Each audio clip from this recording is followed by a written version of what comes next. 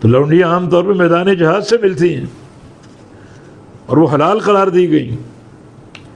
دشمن سے جب جنگ ہوتی، دشمن بھاگ جاتا ہے، قتل و غارت گری ہوتی ہے، تو ان کی عورتیں مسلمان کی لونڈیاں بن جاتی ہیں۔ اور یہ اسلام کا خوبصورت نظام ہے جس پر لوگ تنقیدیں کرتے ہیں کہ یہ تو ظلم ہے ان کو لونڈی بنا کر رکھنا۔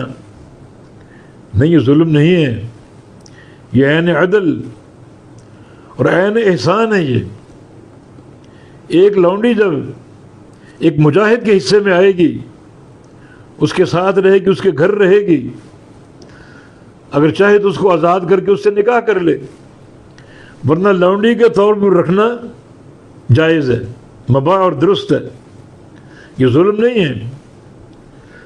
جب وہ مجاہد کے پاس رہے گی، وہ اس کو دین سکھائے گا، اس کی تربیت کرے گا، زیور علم سے آراستہ کرے گا۔ حدیث میں تو اس کا دوہرا اجر، اللہ نے ایک بندے کو لونڈی دی، اس کو اچھی تعلیم، اچھا ادب سکھائے، پھر اس کو آزاد کر کے نکاح کر لے، اللہ اس کو دوہرا اجر دے گا۔ تو یہ بڑا مستحسن اقدام ہے۔ اور اگر وہ عورتیں اب چھوڑ دیں، ان کے مرد قتل ہو گئے، عورتوں کو چھوڑ دیں، جس کی مثال رشیا کی عورتیں، رشیا ٹوٹا جہاد افغان کے نتیجے میں، اور ان کے بے شمار مرد ان کے افغانستان میں مرے، قتل ہوئے، تو ان کی بیویاں، ان کی بیٹیاں کہاں گئیں؟ پھر کہاں گئیں وہ؟ جاؤ جا کر دیکھو، مختلف بازاروں میں وہ سڑکوں پر کھڑی لوگوں کو دعوت نظارہ دیتی ہیں اور اس زنا کے ذریعے اپنے پیٹ پال رہی ہیں۔ یہ پسند ہے آپ کو؟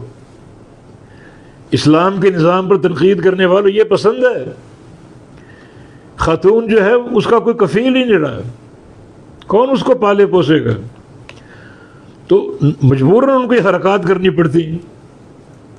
بازاروں کے بازار بھرے پڑے ہیں دنیا بھر میں، اور وہ عورتیں اپنی عزت نیلام کر رہی ہیں اور فحاشی کی طرف مائل ہیں اپنا پیٹ پالنے کے لیے۔ یہ قبول ہے؟ اور وہی اگر ایک خاتون ایک مجاہد کو مل جائے، اس کی تربیت کرے، اچھا ادب سکھائے، دین سکھائے، علم سکھائے، تو اسلام کا نظام بڑا مستحسن ہے۔ چنانچہ اس طریقے سے رسول اللہ علیہ وسلم کی یہ دو لونڈیاں، ان سے بھی آپ نے نکاح کر لیا، ان کو آزاد کر کے۔